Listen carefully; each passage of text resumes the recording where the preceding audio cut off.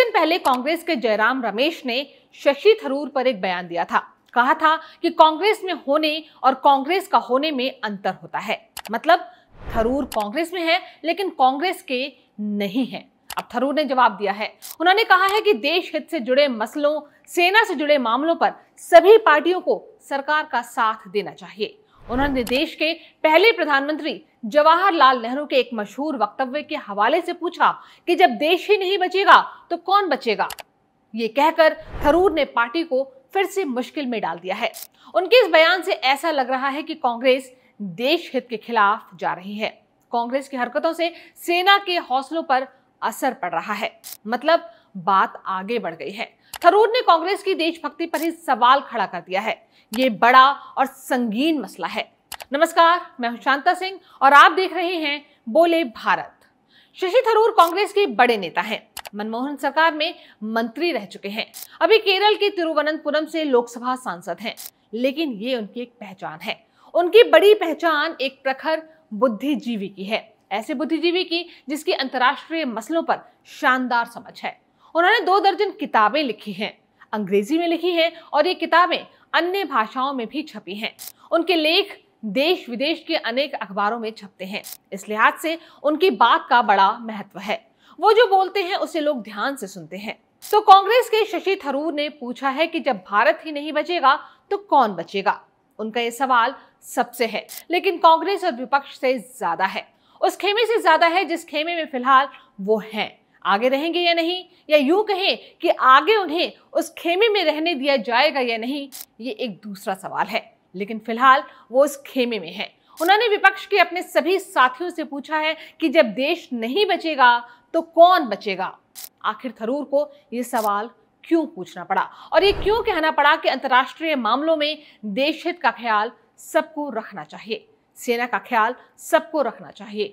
देश हित और सेना के मसले पर कोई ऐसी बात नहीं कहनी चाहिए या करनी चाहिए जो उनके खिलाफ जाती हो।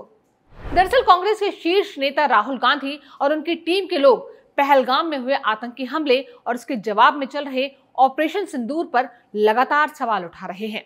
वो बार बार ऐसे बयान दे रहे हैं जो पाकिस्तान में हेडलाइंस बन रहे हैं, जो अंतर्राष्ट्रीय मंचों पर भारत के खिलाफ इस्तेमाल हो रहे हैं। साथ ही ये संकेत जा रहा है कि जब बात देश के दुश्मनों की हो तो भी भारत एकजुट नहीं है। भारत में एक तबका ऐसा है जिसका इस्तेमाल भारत के ही खिलाफ किया जा सकता है। कुछ सियासी लोग ऐसे हैं जो देश हित के खिलाफ खड़े हो सकते हैं। यहाँ आप ये ध्यान रखिए कि बात सरकार की नहीं हो रही है। देश के सभी मसलों पर सरकार की आलोचना का हक सबको है, लेकिन सुरक्षा का मसला, सेना से जुड़ा मसला ऐसा है जिसमें सरकार और सेना का साथ देना चाहिए, खासकर वैसी स्थिति में जब दुश्मन देश के साथ युद्ध जैसा माहौल हो, युद्ध जैसे हालात हो। इन हालात में जब सियासी दल भारत के नैरेटिव के खिलाफ जाते हैं, सेना के नैरेटिव के खिलाफ जाते हैं, तो वो देश हित के साथ समझौता कर रहे होते हैं, वो देश के साथ खिलवाड़ कर रहे होते हैं। लेकिन राहुल गांधी और उनकी टीम में ये समझ नहीं है।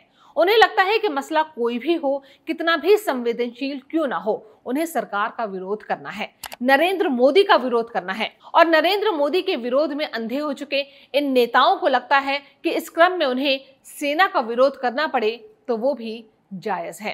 कांग्रेस के नेता एक से बढ़कर एक बयान दे रहे हैं। कोई कह रहा है कि खून के सौदागर थे और अब सिंदूर के सौदागर हो गए हैं। कोई कह रहा है कि ऑपरेशन सिंदूर बस दिखावा था। कोई अमेरिका और पाकिस्तान के नेताओं के बयान के आधार पर पूछ रहा है कि देश को पता चलना चाहिए कि पाकिस्तान ने हमारे कितने जेट उड़ाए हैं। सेना कह रही है कि कुछ नुकसान हुआ है, लेकिन लड़ाई में थोड़ा नुकसान तो होता ही है। लेकिन इन्हें हिसाब चाहिए। तोप के कितने गोले गिराए गए इसका भी हिसाब चाहिए क्या? कितनी गोलियां दागी गई इसका भी हिसाब चाहिए क्या? देश के रक्षा सलाहकार कह रहे हैं कि जो नुकसान का दावा कर रहे हैं उन्हें सबूत भी रखना चाहिए। लेकिन कांग्रेस सारे उड़ते तीर पकड़कर सेना को ही कटघरे में खड़ा कर रही है और सेना से ही सबूत मांग रही है। ये एक मामला नहीं है, लगातार ऐसा हो रहा है। गलवान में चीन की सेना के साथ हुई झड़प के वक्त भी यही हुआ था। भारत के नुकसान का ब्यौरा सबके पास था, लेकिन चीन के नुकसान का ब्यौरा किसी के पास नहीं था। बाद में इंडिपेंडेंट सोर्सेज से खबरें आई कि नुकसान चीन को भी हुआ था। कुछ सोर्सेज के मुताबिक नुकसान चीन को ज्यादा हुआ था, लेकिन कांग्रेस और उसके सहयोगी नरेंद्र मोदी सरकार और भारतीय सेना को ही कटघरे में खड़ा करते रहे। मसला संवेदनशील है, सामने मजबूत देश है, टकराव बढ़ाने से घाटा होगा। सब जानते हुए भी युद्ध के लिए उकसाते रहे। युद्ध करना है या नहीं करना है, लड़ना है तो किस हद तक लड़ना है, ये फैसला सरकार और सेना करेगी और फैसला देश हित के हिसाब से होगा। आपको जवाब चाहिए, मिल जाएगा, लेकिन जब चाहेंगे तब नहीं मिलेगा, सही समय पर मिलेगा। अभी मामला पूरी तरह से शांत नहीं हुआ है और आपकी इच्छा और अहंकार की पुष्टि के लिए देश को युद्ध में नहीं ढकेला जाएगा। अभी प्राथमिकता साफ है, शांति बनाए रखना है और आर्थिक चुनौतियों का सामना करना है। युद्ध होगा तो आर्थिक चुनौतियां बढ़ेंगी, प्रत्यक्ष और परोक्ष दोनों ही हिसाब से नुकसान जनता का होगा, देश का होगा। इसलिए अगर डरा धमका कर काम चल सकता है तो चलाना चाहिए। सरकार वही कर रही है, कठोर संकेत दे रही है कि बहुत तंग किया तो घर में घुस कर मारेंगे, और इस कोशिश में भी है कि नौबत युद्ध की ना आए। अभी तक सरकार अपनी इस नीति में कामयाब होती दिख रही है और ये जो कुछ भी हो रहा है उस फैसले में सेना का अहम किरदार है। ऐसे मसलों में सरकार और सेना को अलग अलग नहीं देखा जा सकता, लेकिन यहाँ अपने ही लोग, देश के ही लोग अपनी ही सेना के खिलाफ जा रहे हैं। उन्हें इसकी भी चिंता नहीं कि सेना के हौसलों पर इसका क्या असर होगा। शशि थरूर यही बात कह रहे हैं कि राजनीति के तमाम मसले हैं, उन पर राजनीति कीजिए, लेकिन कुछ मसलों को छोड़ दीजिए। कुछ मसलों पर सरकार और सेना का साथ देना चाहिए। थरूर लगातार ऐसा कह रहे हैं। सरकार ने जब दूसरे मुल्कों में ऑल पार्टी डेलीगेशन भेजा तो थरूर इसका हिस्सा बने। कांग्रेस चाहती थी कि वो हिस्सा ना बने, लेकिन थरूर हिस्सा बने। सरकार को लाभ मिला। थरूर की पहचान, उनकी समझ और स्पष्ट और संजीदा तरीके से बात रखने के उनके हुनर का लाभ मिला। साथ ही ये संकेत गया कि देश हित के मसले पर भारत एकजुट है।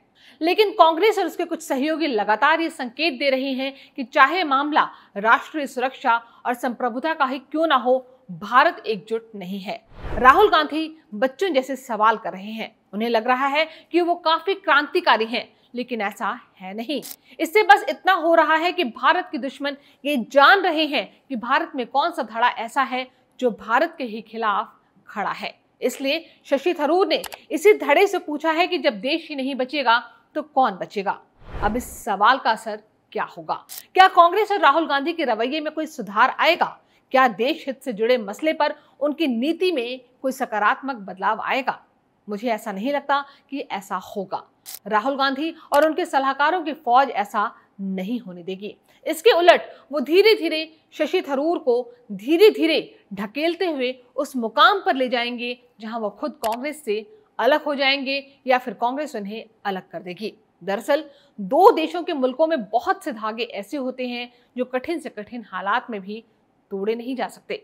पड़ोसी मुल्कों के संदर्भ में तो ये बात और भी गहरी होती है। फिर किसी भी बात को बढ़ाते वक्त आपको निर्भरता का ध्यान रखना होता है। जिससे आप लड़ने जा रहे हैं उस पर आपकी कितनी निर्भरता है, क्या लड़कर आप मैनेज कर पाएंगे या नहीं, नुकसान से अपने लोगों को ज्यादा से ज्यादा बचा सकेंगे या नहीं, और अगर लड़ाई की जगह कोई और विकल्प हो तो उस पर काम करना चाहिए या नहीं। चीन हो या फिर पाकिस्तान या फिर बांग्लादेश, किसी से भी लड़ाई का रास्ता अंतिम रास्ता होना चाहिए। कोशिश ये होनी चाहिए कि मामले को उस हद तक ही खींचा जाए जहां सम्मान भी बचा रहे और ज्यादा नुकसान भी ना हो। युद्ध कोई विकल्प नहीं है, युद्ध मजबूरी है। जब लड़ना ही होगा तो लड़ा जाएगा और पूरी ताकत से लड़ा जाएगा, लेकिन उससे पहले शांति की बात होनी चाहिए। शांति बनाए रखने की कोशिश होनी चाहिए, उकसाना नहीं चाहिए। लेकिन यही बात कांग्रेस और राहुल गांधी की समझ में नहीं आ रही। कांग्रेस पोषित बुद्धिजीवियों की समझ में भी नहीं आ रही। वो लगातार अपनी ही सेना पर हमले कर रहे हैं, सीधा नहीं तो घुमाकर हमला कर रहे हैं।